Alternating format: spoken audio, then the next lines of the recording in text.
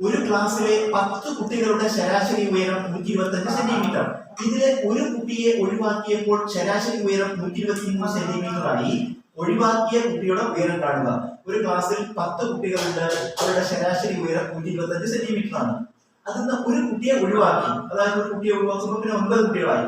അപ്പൊ ശരാശരി ഉയരം എത്രയായി? 123 സെന്റിമീറ്റർ ആയി. നമ്മൾ കാണുന്നത് ഒഴിവാക്കിയ കുട്ടിയുടെ ഉയരം കാണാം.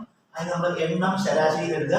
ആദ്യത്തെ എണ്ണം എഴുതുക. എത്രയാണ്? 10 എണ്ണം. 10 കുട്ടികളാണ്, 10 എണ്ണം. അപ്പുറത്തെ ശരാശരി എഴുതുക. എത്രയാണ്? 125 സെന്റിമീറ്റർ. അടുത്ത എണ്ണം എഴുതുക. അതായത് ഒരു കുട്ടിയെ ഒഴിവാക്കി, അപ്പൊ 10 1 കുറച്ചു, എണ്ണം 9 ആയി. അപ്പുറത്തെ ശരാശരി എത്ര? ഒഴിവാക്കിയപ്പോൾ ശരാശരി ഉയരം 123 സെന്റിമീറ്റർ ആയി. 123. ഇത് നമുക്ക് ഒഴിവാക്കിയ കുട്ടിയുടെ ഉയരം കാണണം. അതിന് ഇതൊക്കെ വലിയ എണ്ണത്തിനെ അതിന്റെ ശരാശരി കൊണ്ട് ഗുണിക്കാം. ഇതിൽ വലിയ എണ്ണം ഏതാണ്? 10. അതിന്റെ ശരാശരി എത്ര? 125.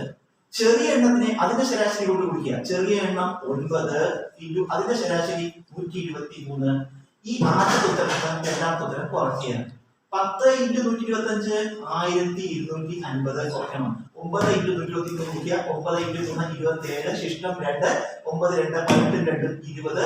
ശിഷ്ടം 2. 1 9 9 2 11. കുറയ്ക്കുമ്പോ 3 7 10 1 0 1 4 5 1 1 2. ഉത്തരം ഒഴിവാക്കിയ കുട്ടിയുടെ ഉയരം 143 സെന്റിമീറ്റർ.